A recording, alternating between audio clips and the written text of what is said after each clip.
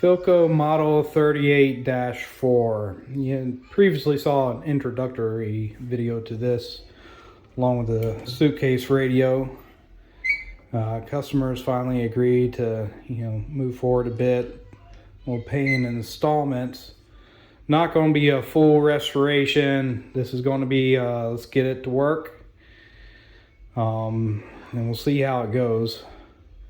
I've done a little bit of cleaning since then, mostly just cleaning up several of these vacuum tubes with some Lysol wipes, but got quite a bit more cleaning to do. This thing is it's a rat's nest. This thing is terrible. This is definitely a blue glove wearing event.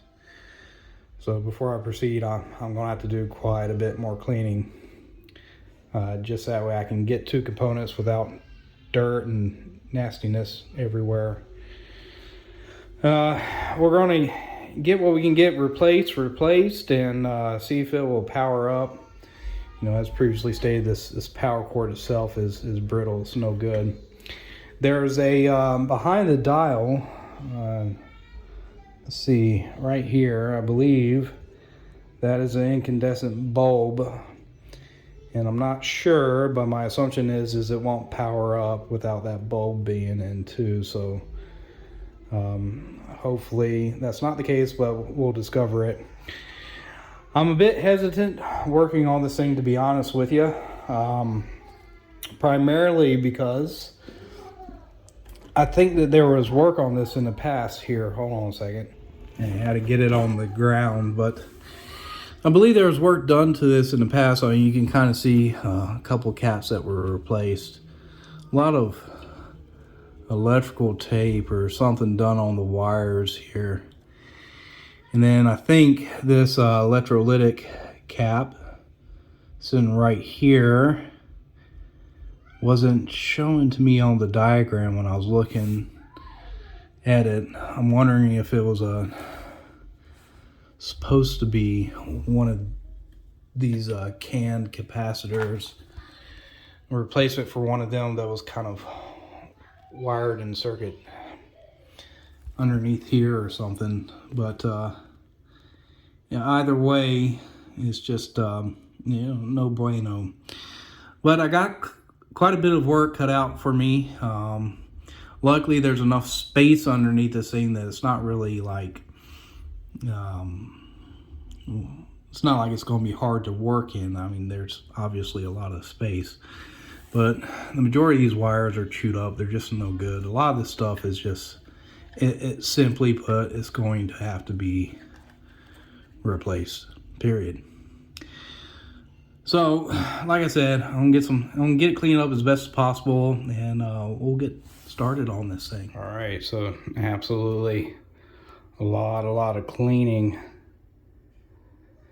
primarily so I could free up these other tubes and get them out of socket. So a bit of rust abatement, but there's still rust on here. Also wanted to get the our tuning gangs cleaned up, and for the most part they are. Again, a whole lot of rust underneath them, but got a little bit of rust abatement done and was able to unseat a lot of these vacuum tubes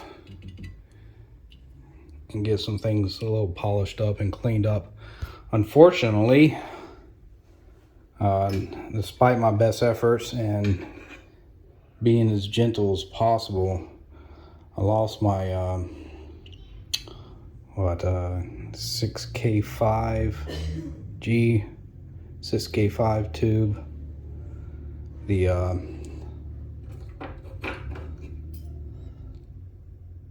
The base just kind of brittled and cracked, and things just went sour from there. And I wasn't pulling on this super hard, to be honest.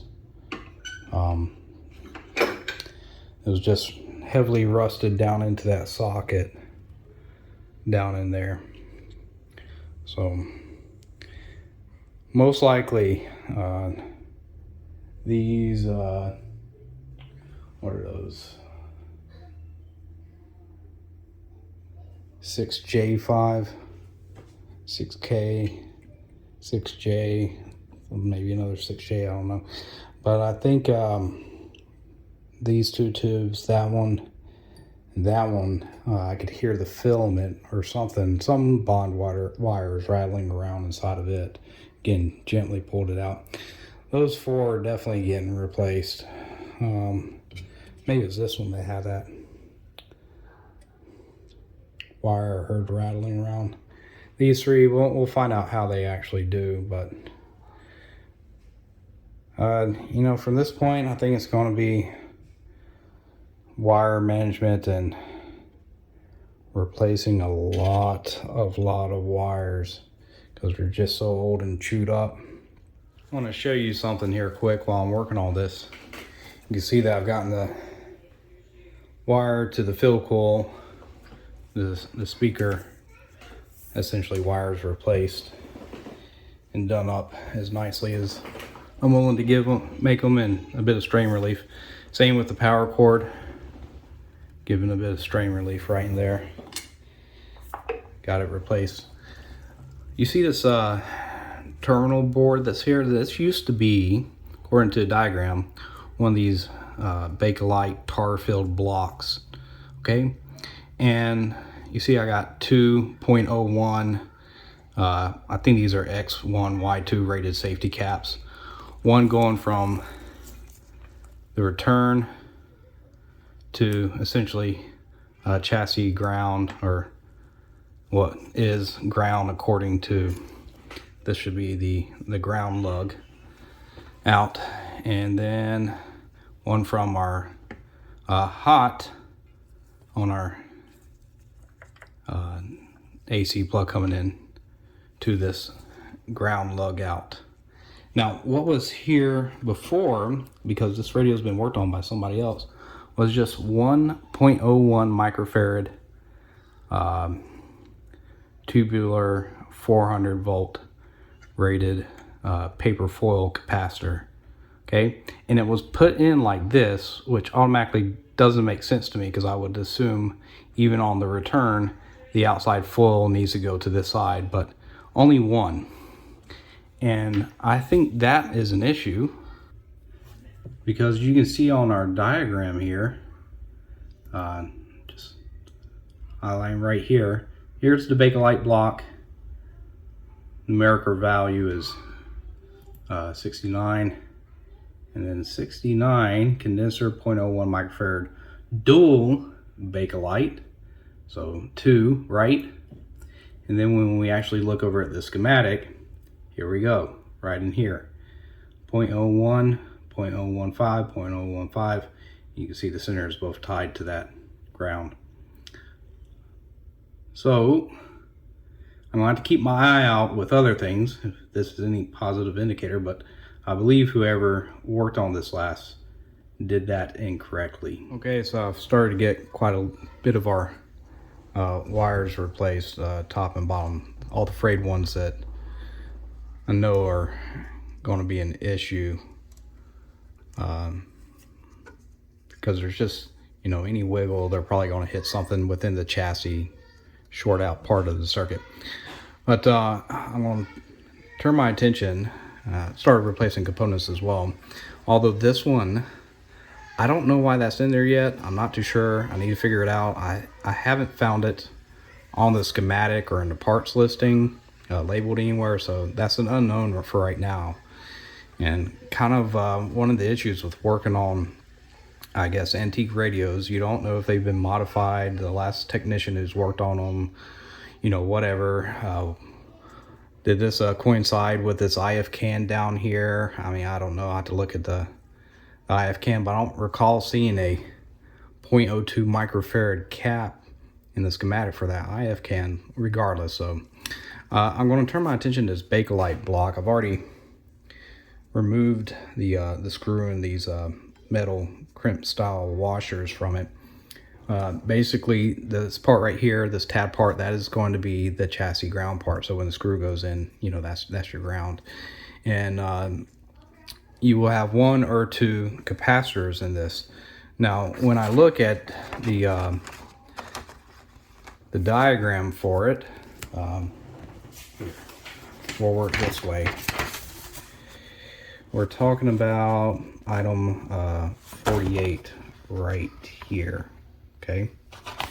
When I go to the schematic, item 48 is right up here, and I'm only seeing 1.1 microfarad capacitor, so most likely there's only one in there, which is good, which explains why this back end, nothing was terminated to it. But I've taken photos. Obviously I've got, you know, this resistor here kind of up in the wind. But when you look on the bottom side, you can see that it's tar filled.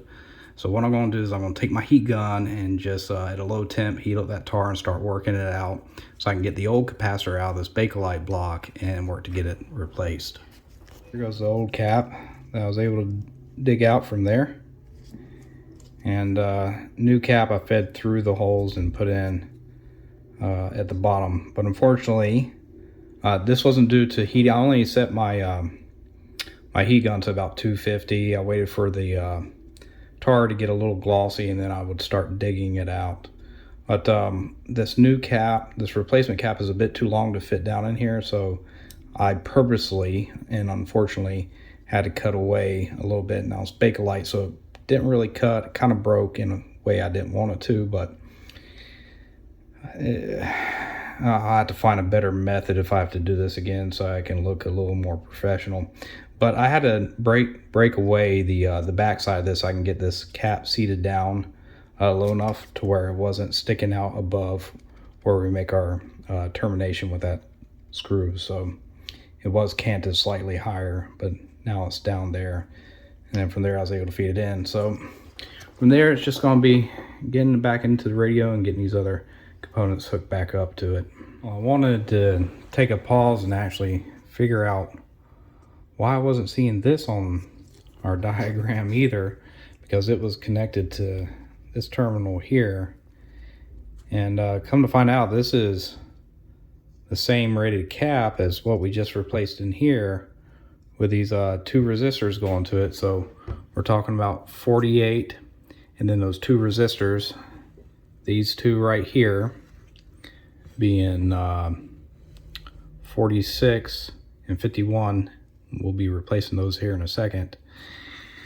But then I was like, well, if those two are directly tied to that cap, why am I not seeing this one tied to it? Because you see 36 is all the way up here, and it goes through a lot before it finds its way over. Actually, this is the specifically this IF can down here, pretty much as far as our tuning goes. So that doesn't make a whole lot of sense to me. So I started going, okay, well, if this goes to this wire here down into the IF can, then why was it attached to the first post on here? And then I realized, well, that capacitor inside was actually going to this post and the center one was open. So those actually I need to move them over since I'm using, you know, first and foremost front and back. Okay. And so this actually feeds over to this, sorry, we look at it, yeah, we can see it feeds over to that IF can, and then this actually goes down to the switch. Apologies, I was looking at this slightly wrong, but either way, so yeah, up to the switch, and then into this IF can tie point here. So switch into the IF can. So I need to move that over so it's not connected in a series with this capacitor sitting here. And then these two resistors here will actually get terminated to this. Super glad. And then this cap right here, it just goes to show that, you know, whoever did maintenance on this last, you know, they didn't bother removing anything out. They just, you know, made do with the circuit. But it's hard to follow a diagram when you do maintenance that way. So I'm really glad I gutted this Bakelite, and we can tidy this up, and this guy can go bye-bye. All right, the story is finally starting to come a tad bit more apparent now that I've worked on this radio as to why there's a 0.02 microfarad 600 volt cap sitting here on this switch. And remember, we were missing a 0.015 microfarad cap here on our power in. I believe when the guy had put the 0.1 in here, he had put a 0.2 over here, and here's the reason why. So if we follow this, this wire leading off has been replaced going to this switch here, and then this is an, looks like it's been, replaced going to this wire heading into our transformer here. So what I believed occurred, if we look, is everything used to be wired up to this switch here as far as turning on and off power. Okay, so this was your power control possibly, and this was just volume.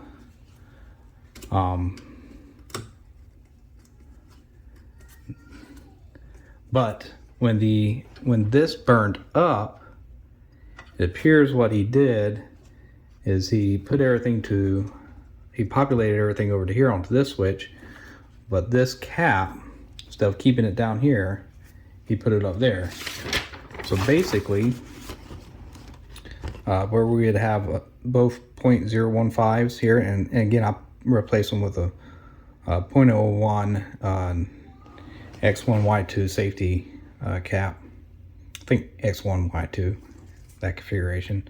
Well, we follow it up, there goes 40, which would be this guy here, versus 44, which was up here. And that 0.02 is nowhere near this whatsoever, connected nowhere up here. But, that's the one that we were missing down here. So, yeah, like I said, I think he wired everything up to control the on and off function from this control up here. So we should be able to eliminate this guy now that we put in both of these safety caps here. I think that's possible, which means that we're going to have quite a bit of different things that we're going to look at over here, given if this did heat up and catch fire, was as much carbon is built up everywhere, including across these caps. That one just snapped off. This resistor, everything in here, that electrolytic boiling over. We're going to have quite a bit of work to do over in this area. That being said, now I got pretty much every component in here replaced. Ignore anything underneath my hand. That's the middle section, including these resistors here. But now that everything here is replaced, I'm going to flip it over. We're going to do something else. Well, actually, we're going to take the IF cans off, basically. So I got to remove these nuts here, these two nuts up here, and then we're going to take these IF cans off and take a look inside of them. And one of the reasons for why I need to get these cans out is because you see I've replaced a lot of our wires heading up through the chassis, but I need to get this one replaced as well. However, additionally, there are some components inside of here, along with our actual, tuning capacitors for our IF. The adjustments for them are these little screws right here. But in order to get the cans off, now that I got those bolts out, these little metal retaining things that you see on the front here, I'll zoom in, like this one over here, they have to be backed off. So these have to come out, as you can see it turning right there. And then everything else should be able to push in and then come out of the can. And something I noticed while backing these out, you have this old insulation. I don't know what it was made out of. Some kind of rubber or fabric material. But anyways, it where these adjustments are, it was surrounding insulating this guy right here, so it's not shorting out against this aluminum case. So with that falling apart, I'm going to find something to make sure that these guys stay insulated and or isolated from that aluminum case. They're not shorting out to it. Well, I kind of take that last thought back. I mean, if they had to be insulated from the chassis of the can, then why are they using these like metal tabs to keep them from moving and cinching them down? Obviously that would cause that would bridge between these tuning posts and the can. So maybe they're not that sensitive. Seems a bit odd to me. I would assume your tuning lugs you would not desire for them to come in contact with any other metal surface. And then all that insulation that I thought it was, it's just this beeswax or whatever that's on here. But anyways, we got this one off. 2 resistors sitting down there. About to remove this one. Yeah, now this other one off as well. I had to snip this off in order to get it removed, but other than replacing this chewed up and ratty wire, no components. So I suppose I could take a wire brush and get rid of a tad bit more rust on the chassis. But yeah, I can get these taken care of now. Okay, I'm actually on like day 4, roughly day 5 total work hours, that is. It's actually been 2 weeks I've been working on this off and on, but just, you know, the total work hours are about 4, almost getting into 5, 8 hours, if I will say 8 hours per day, if I can condense them down, about 4, almost into 5 days worth of work on this thing. And obviously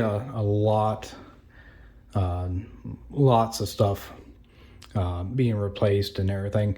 But I mean, when we last left off, this section was done. I moved over to this section. I've started on this section, but because there was maintenance on this before, right, and a lot of components in here, some things in my opinion not done the way they should have been done, i.e. that one 0.02 microfarad cap sitting over here going to a B negative line, right, or B minus line essentially. That's not correct. I mean, because this right here, if we're taking it to a ground, this would go to an external ground right here, okay? So taking our mains AC and you know, allowing some of that current into our B minus side, you know, that kind of tells me that you know, the technician was smart enough to know, you know, what a quote unquote ground is, but not know the difference between, you know, a chassis type ground and then, or B minus would go to your chassis ground in some regards with some of these caps, but not knowing the difference between like the floating chassis ground or the actual AC ground. So that's not good, and that's probably, that could be, and I'm not entirely sure, there's a lot of smarter people than me, that may potentially be why our electrolytics look like they failed and we had some other issues. Could be, not 100%, but could be, right? Or at least over time. That's not to say that that's the reason why this switch went bad and why they moved the AC over to here.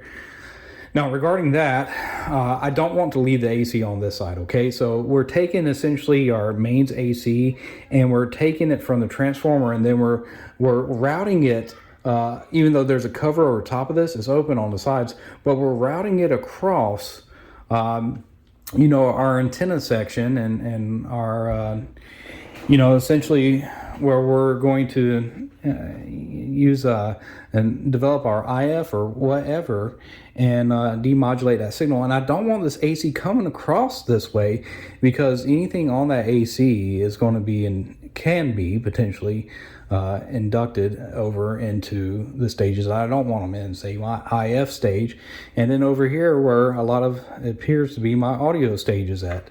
So I don't want the AC over that.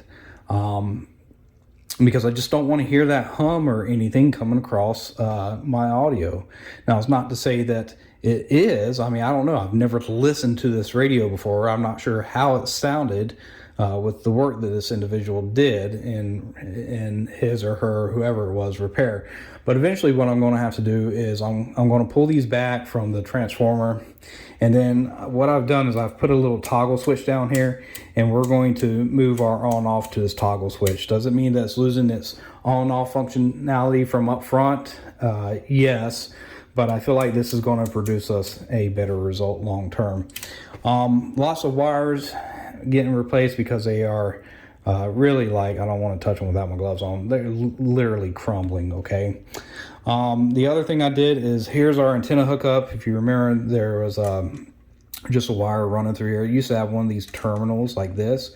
However, that's missing. So what I did is I replaced the two wires that were heading down here, and I should have done a red wire. I think that was supposed to be read by the schematic going to your antenna input, but it is what it is. But anyways, I took a lug, a screw, and a couple nuts, and I got them affixed and then super glued down. And then we have this extra nut right here, so if you want to hook up an antenna, you can just take this nut off, hook up your antenna, and then tighten it back down. And I think that's going to provide a lot better functionality than what was previously here. Okay, after I replaced the cap inside this Bakelite block here, that cap actually fit. Went ahead and labeled up all the rest of the cables going to it. Attached what I could after replacing some of the wires. A lot of these wires are going to get replaced. This one right here actually goes up to that bad electrolytic up in that way. That's going to have to be replaced. It's in a can on the other side over here. Electrolytic will get mounted somewhere to the chassis, similar to the electrolytic that was over here and here. That one's no longer connected. I've got it mounted right here. It's replacement. We'll do something similar. But I feel like I'm going to have to drop this this transformer here and then start pulling out some cables before I can work on this upper section. So that's what I'm going to have to do next, unfortunately. But that's the name of the game on, again, this isn't a restoration. This is a make it work kind of thing. But there are some things I have to spend that extra time on, and the customer is willing to pay in installments. So I'm going to do the absolute best to ensure that despite how it's going to look at the end, it's not going to look like a brand new radio. It's still going to have rust everywhere. I'm still going to do my absolute best to ensure that it's electrically safe, and that includes replacing wires that are basically crumpling in your hand as you move them. So that's the next game plan. Drop this transformer here, start working on this entire section, replacing wires, etc.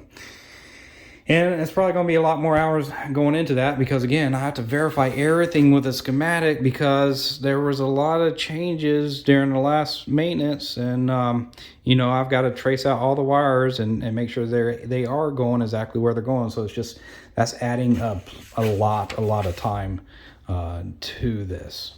Anyways, that's that's a small grumble, but it's paying customers, so we just get it done.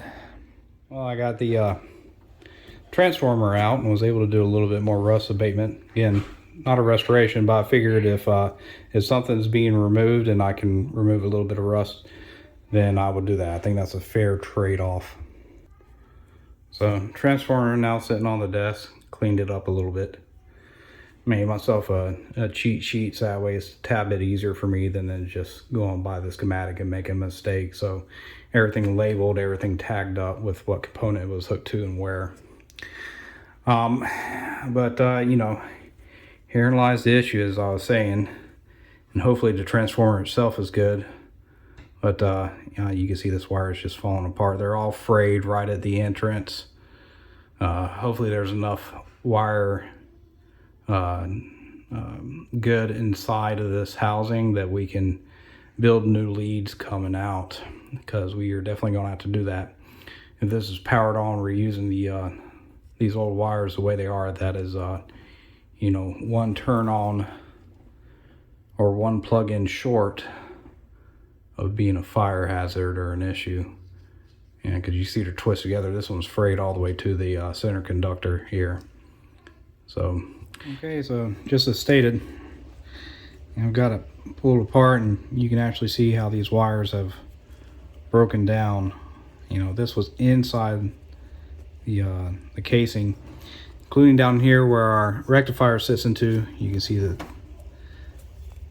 the outer shielding on the wires have all broken down. So I've got them all marked up. It's just going to be replacing them one at a time. I was able to, with my multimeter, ohm out several of these and determine to an extent the original color code. So the white wires are blue.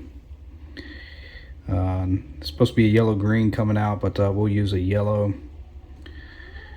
And then our two black wires, okay, and these internal going to the tube. You have a blue, yellow, and yellow. So two blues, two yellows, blue in, blue out. But anyways, was able to ohm them all out, and I mean, we're at like 4 point something instead of 2 point something here. This was like 0.6, that was 0.1. From this yellow to this pin here was like 80 instead of 70. And then I couldn't get a measurement off of the center tap to pin 5. Maybe the tube has to be in line to make that full measurement. I highly doubt it though, because you got this coil sitting here. Either way, you know, maybe we'll clean it up and maybe it'll work then. But regardless, you know, if the transformer is bad, then it's bad. I mean, we'll at least get it in, we'll power it up, and hopefully it works. But you know, that's definitely got me a concern right there. So okay, so I was trying to think of a way to get this hooked up and tested off my Variac, an isolation transformer. And I've got it set to 115.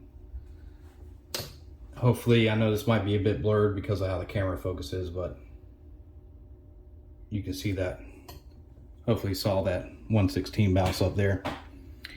Anyways, okay, so pins 3 and 4, if we were to measure them against each other, we should be seeing this pin 3 and 4. This is heading to the filament of our rectifier tube.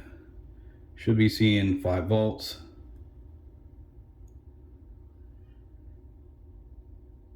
And 5.3, 5.2, so that's good. Again, what I suspect to be bad is this one right here. Down at the bottom, going to the plate of the rectifier, but we'll check that one last. We'll just go through this. I have everything. Okay, so we have our 2 black wires here. This one right here and this one right here.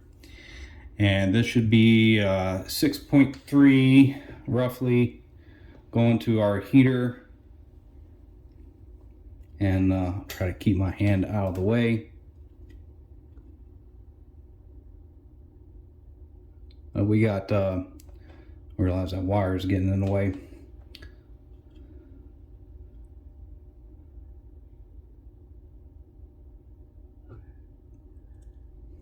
Not getting a very good connection on there.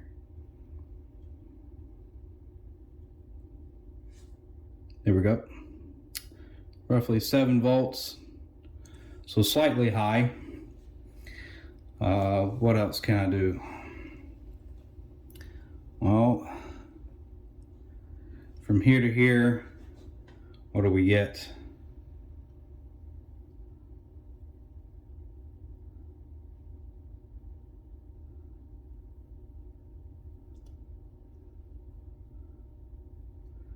I mean, it's definitely not what I should be seeing.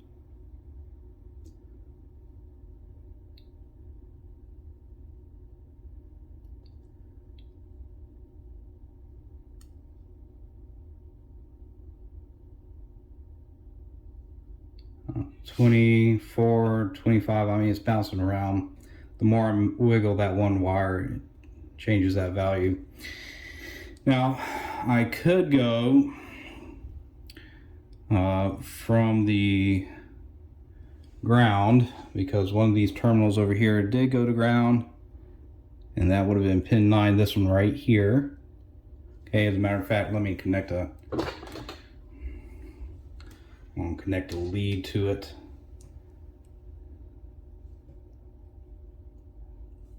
Okay, and that went to chassis ground with the radio. All right,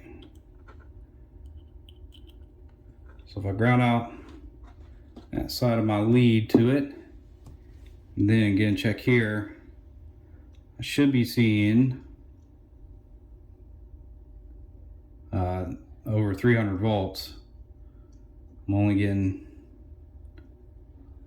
215, and like really only 12 on the other side. So no bueno, I believe. That's on the 2 yellow wires, again heading to plate. So that would be pins 5 and pin 7. So pin 5 is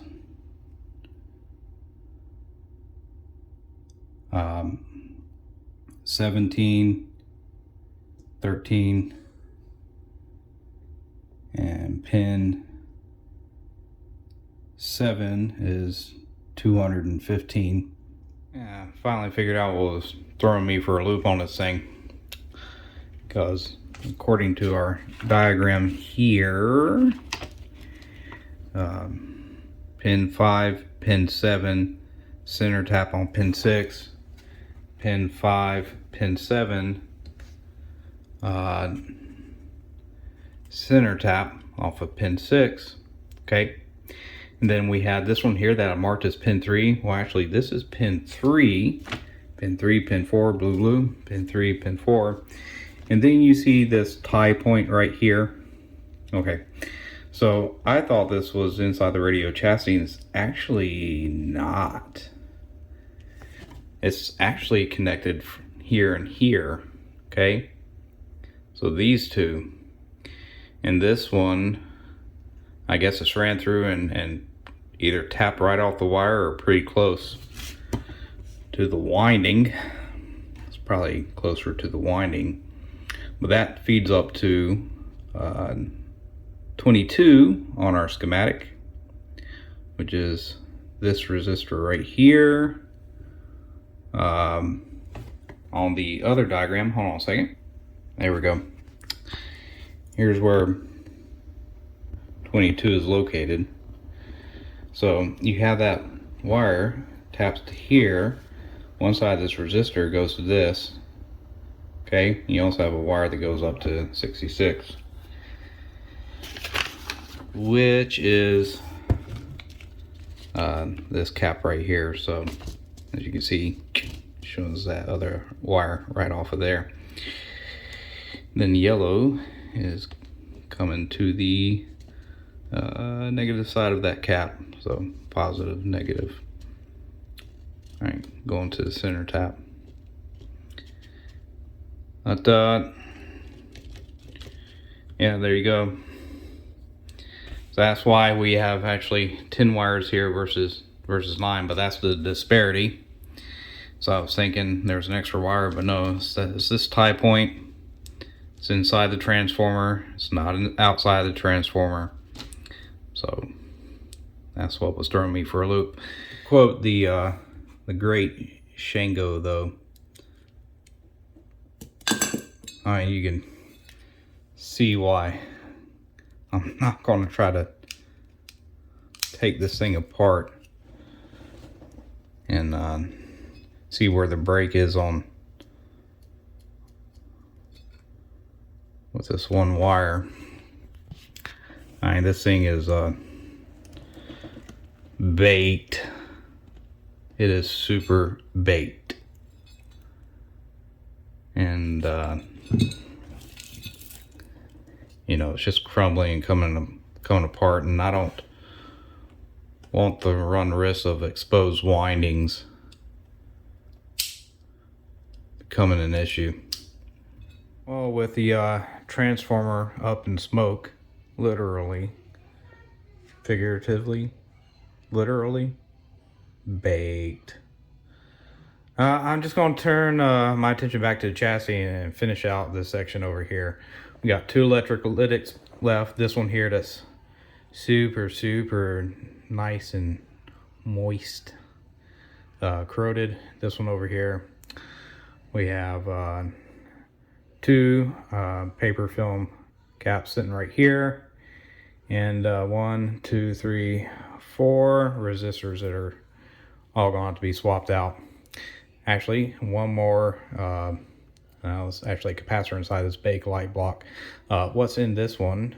Oh, so that would actually be this second one, so it's 2. But anyways, it's a 0.05 600 volt, should be in here.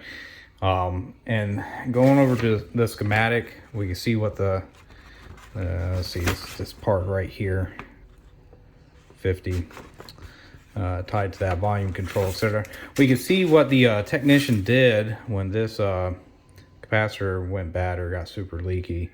Is he just went from this, the resistor, he pulled it off of this upper pin here, and then he put, both to ground. Now that resistor would still go to ground, but this technically in line, if you were to look at the schematic, the outside foil would go to here.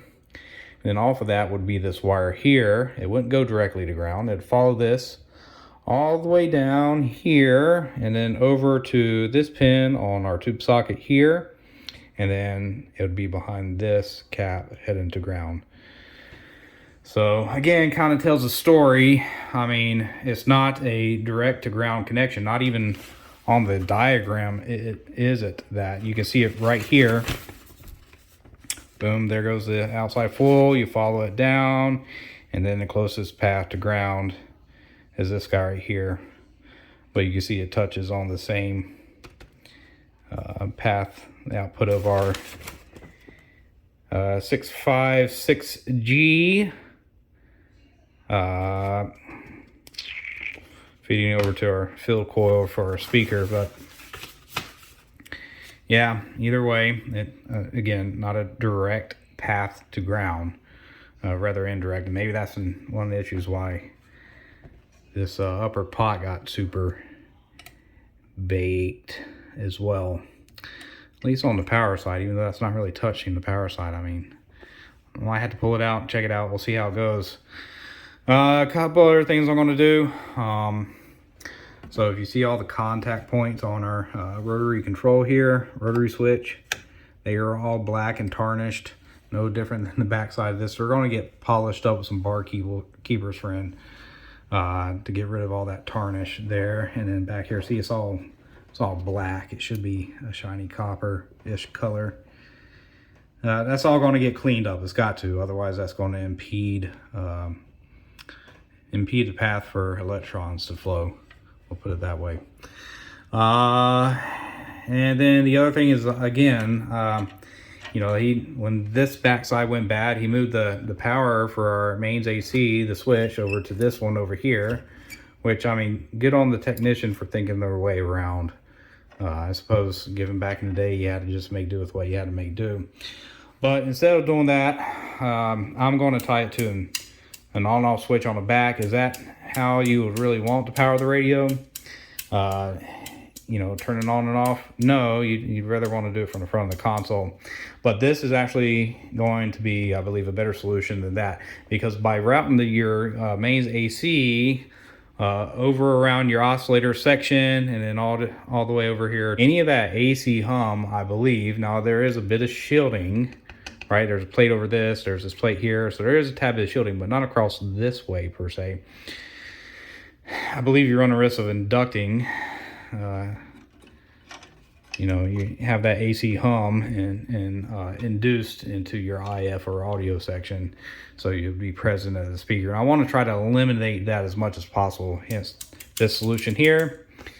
And also because, just like this transformer, fortunately a vintage radio Facebook page I'm a member of, a person from upstate New York said they had one, and they'll send it here, and it's looked to be in better condition, but the wires were still cracked. He said I had to take care of that. I'll have to test it out as well. Hopefully it works. If not, then we're going to have to you know, it's going to cost quite a bit of money. It's going to be a little bit expensive. We'll have to get a transformer again. The owner is going to have to confirm whether or not they want to go that route. Really day 5 or 6 at this point. Who knows? But anyways, despite the issue with the transformer, I could still move on from there. Finished up all the wiring and went ahead and pulled out the speaker. We'll address that here in a second.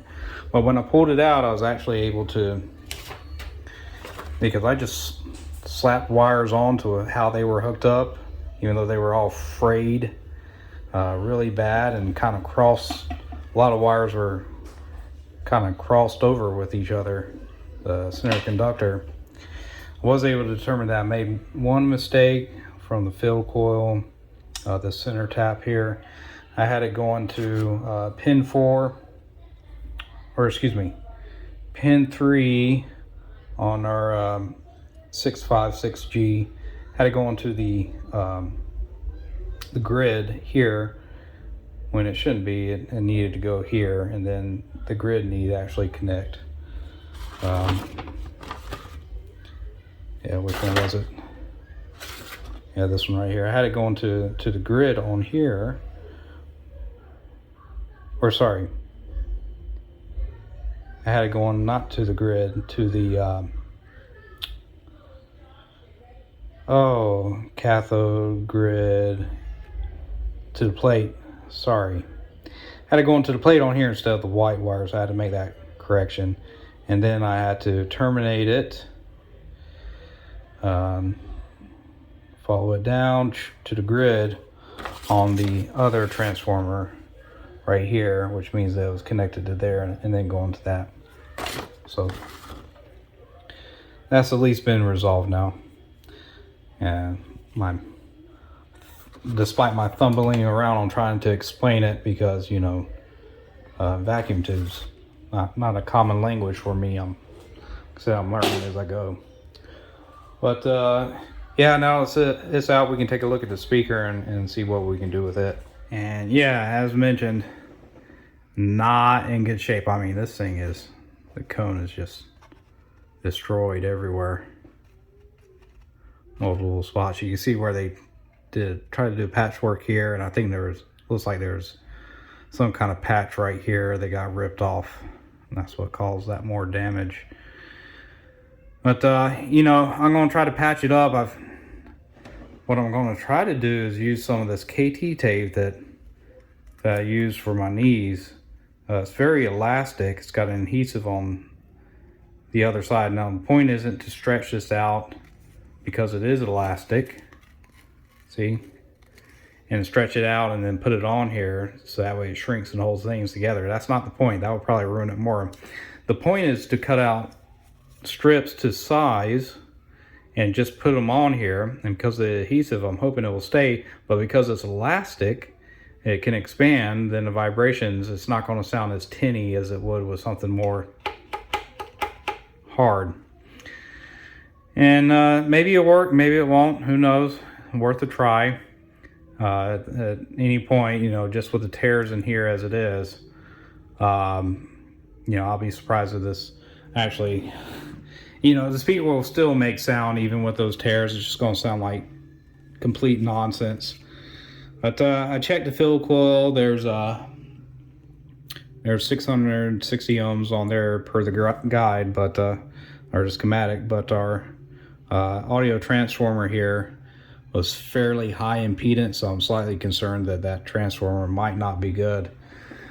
But we'll give it a good old college try and see what happens. I mean, when you peel the backing off, it's very moldable, I guess you could say. It's super thin, and it was able to contour with the cone very easily. Now I did, just for my own reservation, put a bead of B7000 around the edges, because this is a fabric, right? And it does have an adhesive on one side, so I'm slightly concerned that over time that adhesive is either going to weaken or the fabric going to start to fray. So it is going to make it a tad bit rigid, but I mean, it's all moving as one piece now and not tearing anymore. So, and it doesn't feel overly stiff when I push on it. So we'll see how it does, and if this works out, then maybe this will be a good patching method moving into the future. So I want to demonstrate for you just a simple test you could do yourself. Here's the concern of that voice coil. We see we're center tapped right here, okay? And that center tap comes down and it goes to the same 5-volt AC rail coming from your power transformer, okay? It's tied in all there.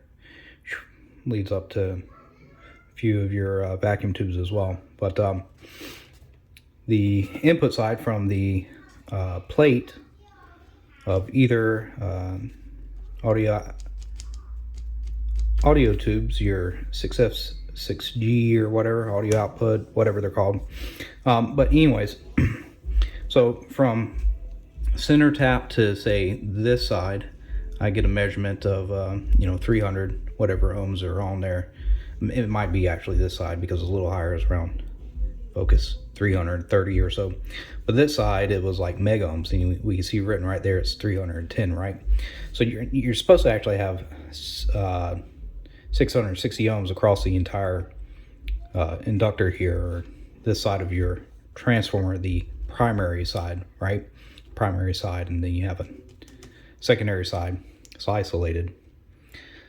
Okay, but just a bit of an audio test that you could do if you have a signal generator. You can use a signal generator, or you can use like a transmission test set as well, either one. This one actually you could set up to impedance match for 600 ohms, which is pretty close to the impedance of that transformer. But although that doesn't get up in amplitude the way the SIGGEN will, okay? But I just want to demonstrate to you the reason why, if you're doing DC resistance measurement, here goes the center tap right down to there. And then you can see each side of your coil, your transformer comes to here. So this is going to be the primary side. The output obviously over here is your secondary. But yeah, you take your audio, say 1 kHz tone, set it to 1 volt, hook it up to the primary side. You see that I'm not hearing it right now. But as I increase the amplitude,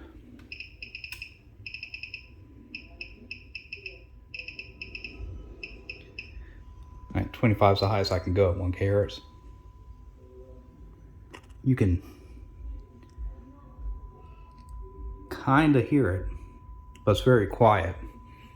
And that's simply because one side of your primary is bad. One leg, there's essentially discontinuity. There's an issue there. So I've got this this bigger audio transformer, and what I'm going to do. Now, again, I can't swap this one over for replacement. I can get something comparable to this, not exact, because I can't necessarily find this online or the entire speaker. Talking to the same individual who's sending me the power transformer over a vintage radio Facebook page. He's going to check to see if he actually has one of these entire assemblies.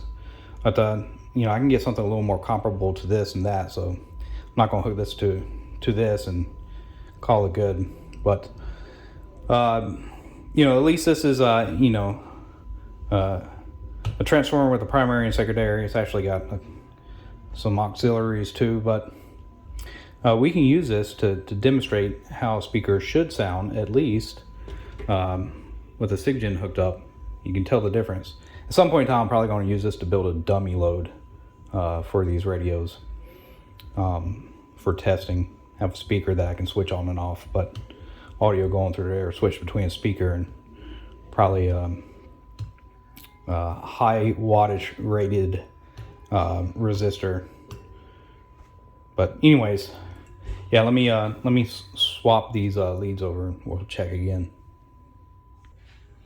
Okay, so I got everything swapped over, and obviously this right here is kind of omitted from the circuit, but we have our audio transformer sitting here. The red center tap, brown common, and blue is going to be, so we're basically going brown and blue on our primary. And then you can select you know, your impedance. So black common at the output, green is 4 ohm.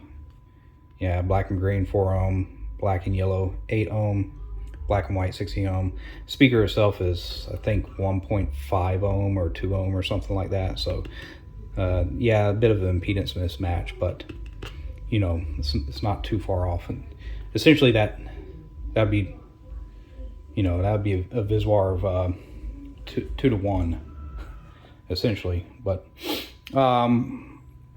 yeah, even at you know, 1 volt now, I can hear a 1 kHz tone. It's very low, but as it was cranked up to 25 volts previously, it's pretty comparable to that. But we'll crank it up.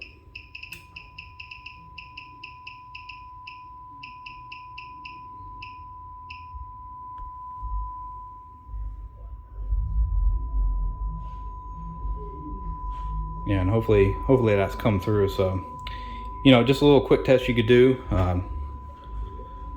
Something you could do to check, to at least make sure that your speaker is going to work and it doesn't sound too bad. Obviously, you know, 25 volts is not going to be the same at 1 kHz as what's going to drive from the radio, so it will be much louder from the radio. But that could at least give you some kind of indication of how the speaker is going to perform. Okay, well, I got a replacement transformer in, not the original. Did a deal with the guy at the vintage radio, sent him a few bucks, and he's gonna send a like for like, an exact same one of this. But I figured, well, since I have this alternate part, and I kind of want to just wire it up the same way as this right here would have been inside of this casing, and see if we can pull exactly what we're supposed to get from what I recorded on a schematic, obviously using the diagram here. But you know, I went ahead and did some rust abatement on top of this. I'm glad to have that little Philco patent back. It was covered in rust. I was able to get most of this back, but a lot of it's pretty destroyed. But you know, sanded it, got rid of the rust, put some rust remover on it, excuse me, and then painted it with you know, a rust cleaning agent type black paint. But yeah, get this wired up and we'll get it over on the Variac and check it out afterwards. Okay, so swapped out the new transformer into the old transformer housing, and yeah, we'll test it out. Now, for those of you who spotted in the previous video that I went from essentially what was the ground pin, or what was grounded to chassis here, to our basically where the voltage feeding our plate of our rectifier is at, and you were yelling, well, you'd be correct. I should have done it from our center tap and then measured, but that still doesn't negate the fact that the voltage I got was extremely low and incorrect, and actually non-existent. And the winding was bad because we didn't have the right resistance through it. But now we can do this. So let's I'll move this so you can move this right there. Move this slightly out of the way. There we go. And we should be getting 300 volts on this pin. Oh, I need to turn it on. Hold on a second. There we go. All right. Yeah, 307. And need to check the other side of the plate. 307, both sides. All right. Now I can check our filament voltage. Should be around 5. Then we got 5.2, so that's good. And then we will check our heater. And we are getting 6. Slightly higher than 6.3, but 6.5. But I think that's going to be acceptable. It's not too much higher.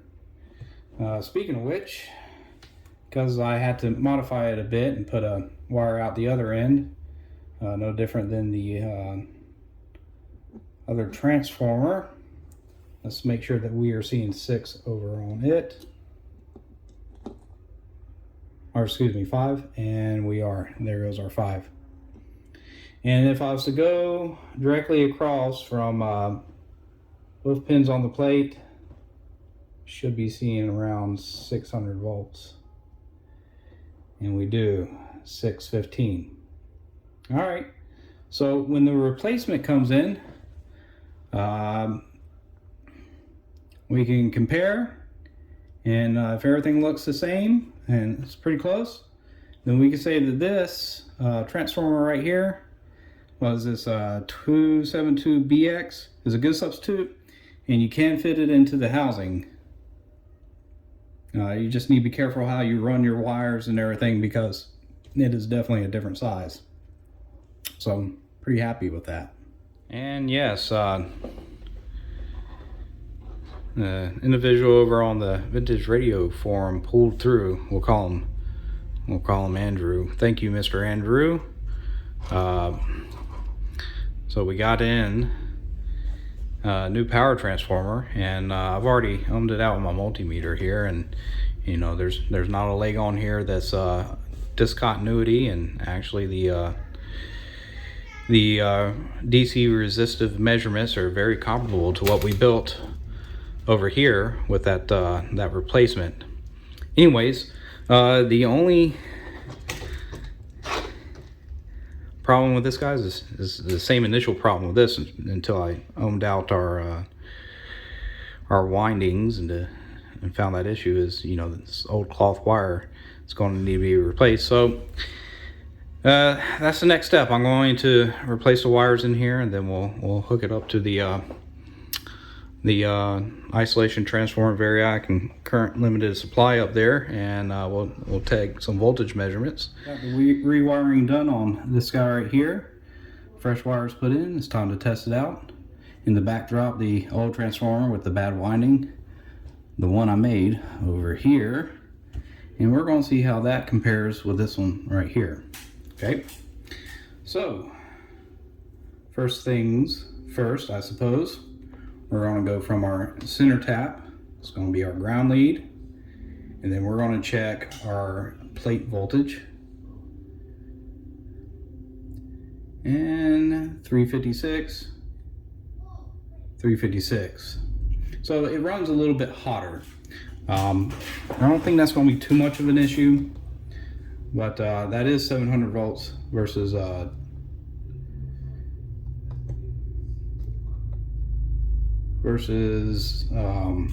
600, but the tube, I think the plates accept around 350 on one plate end, and the other end can be upwards of 500. So that total combined voltage is 700 volts. It's not worth me checking it on my multimeter because it's just, this multimeter only can display up to 600 volts or very close to it, which is why we could see it with the other one. But if I was to do that now between this, it would just say overload, so I'm not going to do that. So it is running a bit hotter, but hey, we've at least confirmed that that is going to be fine. All right, so next thing I'm going to do is I'm going to check my 5-volt rail. There we go, we have 5 volts, 5.4, that is there. And then I'm going to check it to this pin over here as well. Remember where our tie point was at, just to make sure that, yeah, still 5 volts, so yeah, we're good there. And then the last thing we need to check is all the way down here, these two black wires, which I don't think I can really get them into frame. There we go, those two black ones. Basically, pin 7 and pin 8, which should be our 6.3 volt rail, and we are getting 7.2, so it's running slightly hot as well. But I don't think that's going to be too much of an issue. Maybe once things are plugged in, that will probably we'll probably see that voltage dip a bit. But yeah, so the rewiring went well on this transformer, and you know, I think it's worth a try getting it into the radio, and then from there we can start buttoning things up and see how this radio will perform. Hopefully well. Well, actually I still need to get an output transformer for that one speaker, but you know, I can at least get this in the radio, and we can get our tubes in and check to see if we have filament, and see if it will at least turn on and safely turn on. We'll bring it up slowly on the variac. So that's where we're going to come back to next. All right, I'm about to do my first power up. I got the transformer in there, and I went ahead and put a more robust switch in the back, fully capable of handling the current and the mains AC going through it. But I'm leaving out the rectifier tube for now. I just kind of want to slowly creep this up to see if we get filament voltage, and then check to see if we have our plate and heater voltage here. So let's get this all turned on. I'll kick this guy right here over, and slowly bring this up.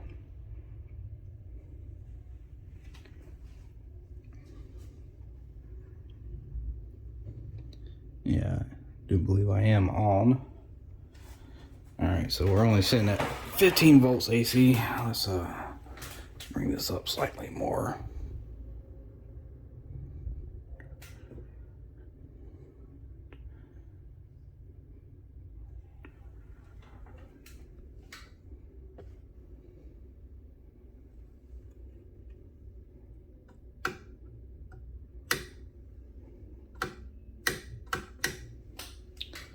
And like I said, we're letting this sit. I'll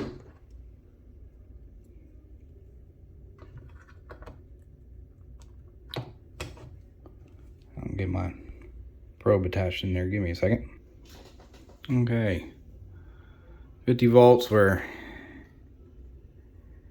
at 105 on the plates.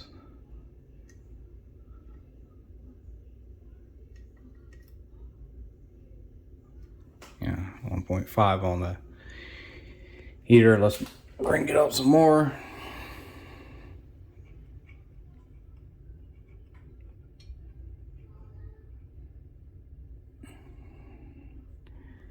Have any filament coming? Yeah, I can start to see a glow. You can kind of see it yourself.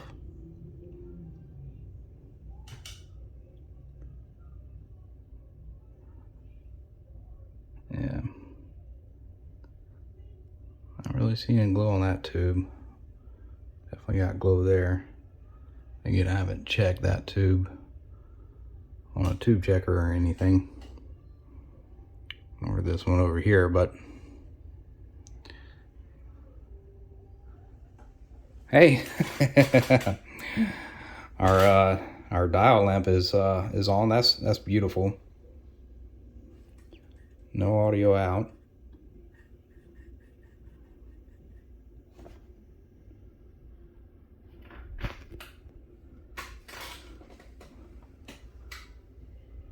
Uh, 230, 3.4.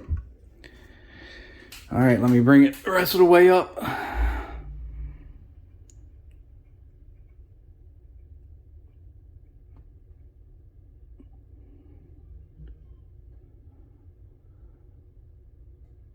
All right. 118 there, 112 there. It's probably because of the current draw. That's pretty.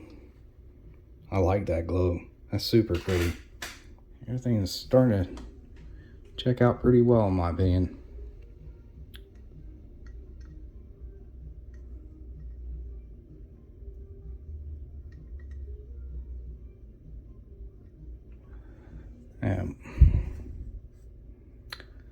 So,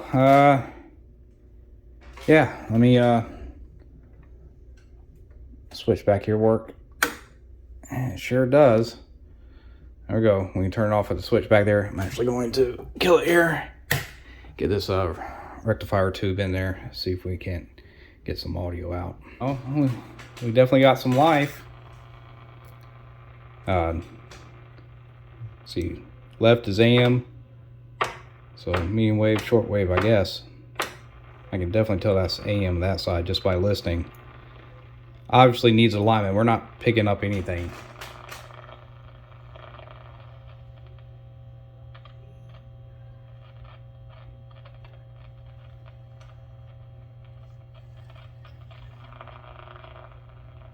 Which I definitely suspected would be the case, given we played with the our IF cans here. This seems to be the tone control.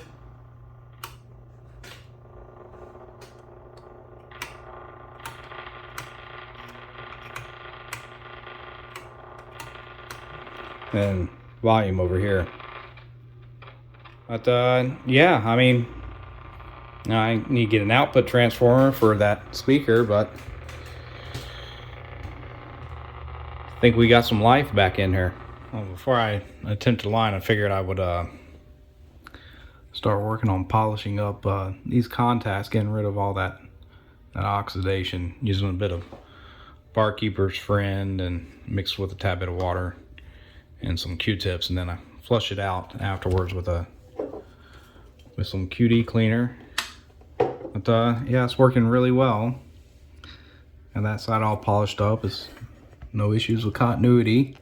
Just need to get up in here and see all that is dark. It's gonna have to all get done too. Okay, alignment is done. The 6U7G tube that was in there was bad, so I had to pull it out. The tuner is a bit touchy on this thing. They do their homework. But here goes our broadcast band. First in the nation, very seriously, and I'm built for that. You know, this is the stuff. So I'll be in New Hampshire next week. I've been there a couple times already, and so build the organization. Outside this and then output tube. I have Governor Sununu. I think he's been open and great to everybody. Output transformer need being replaced. So, you know, it's sounding pretty good. He knows how to perform. Also had to adjust the compensator down. Of things that learned there. From his organization. It definitely could use an antenna. 40,000 donors, right?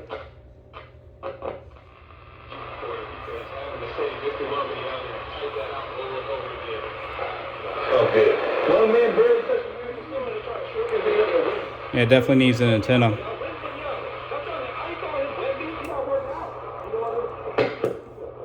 Tone control's working.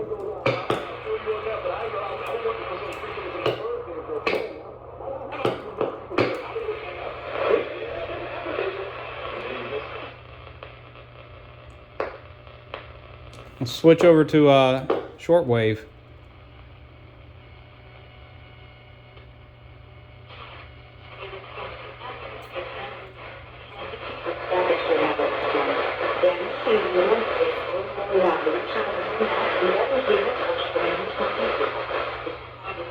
Yeah, I mean, needs an antenna.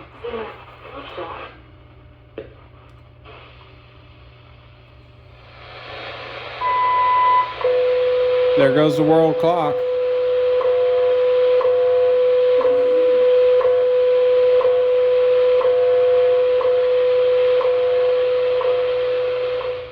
Alright, well. Unlike Satan, who himself was a created angel, whose pride corrupted him when he said, I will make myself like the Most High God. You can read that in Isaiah 14:14, and that's what we're going to be talking about next week. Michael doesn't want to be God. He wants to serve God. Who is like God, Mikhail. So before I gave my life to Christ, I want to share this. When I was younger, I grew up in a Catholic family, and I attended Catholic school. And the name of my school, as specifically appointed the guardian of Israel, Michael defends God's chosen people even in the future tribulation. Yeah, Israel will be one tube is running slightly hotter. kingdoms of the world. That transformer needs to get replaced. But yeah, that's this is looking really good, and I'm happy with where this is at. We've got some of our broadcast band, we got some of our shortwave band. You know, with an antenna, who knows what this thing could pick up. A lot of work went into this.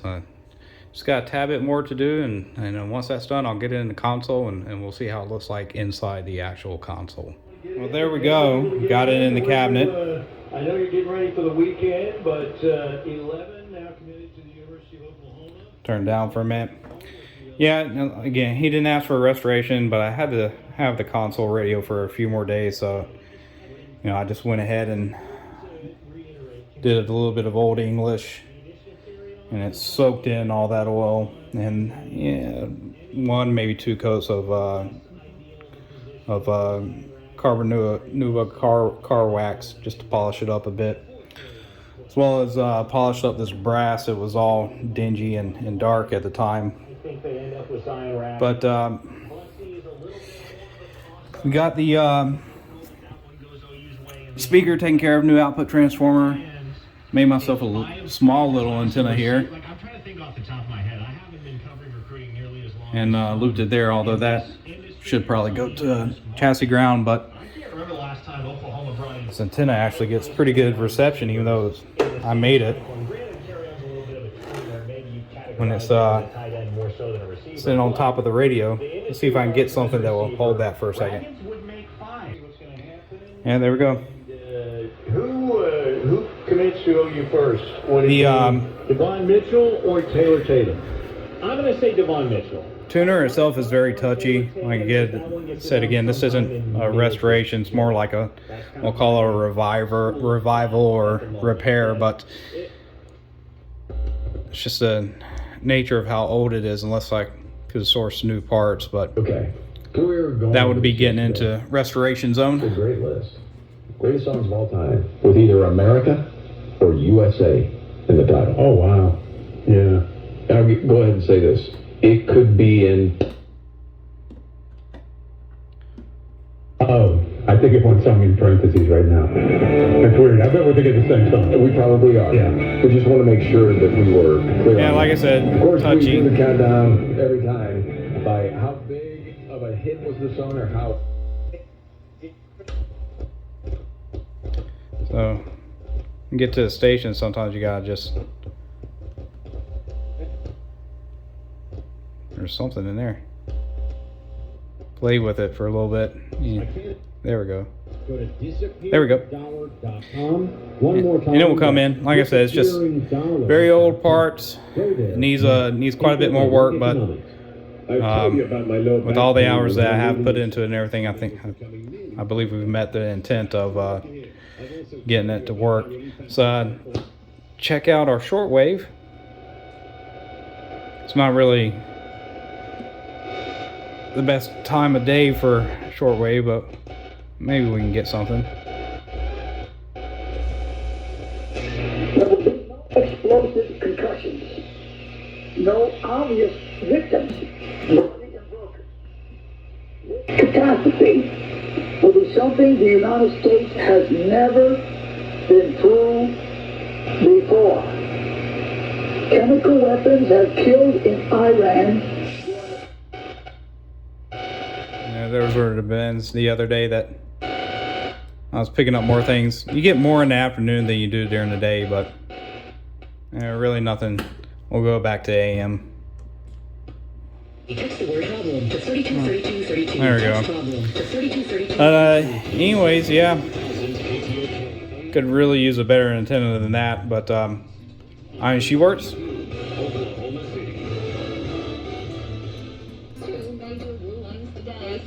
She works really good. And she don't sound too bad either.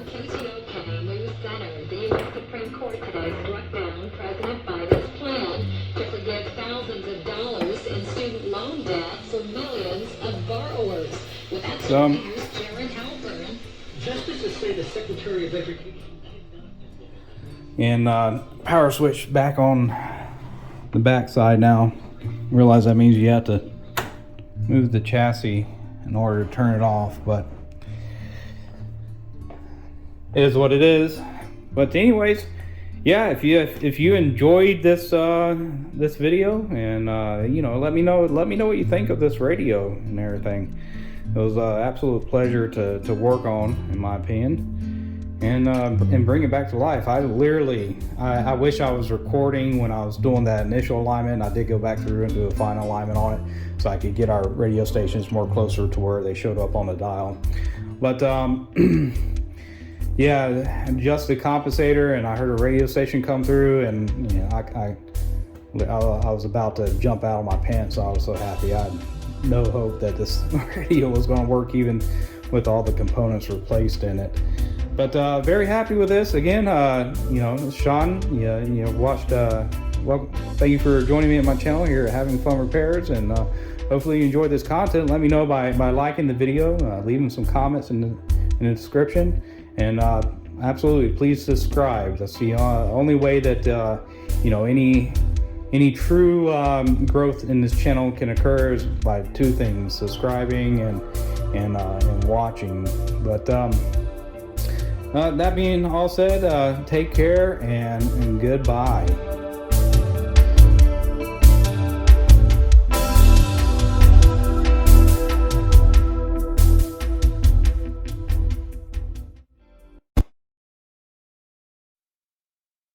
Mark?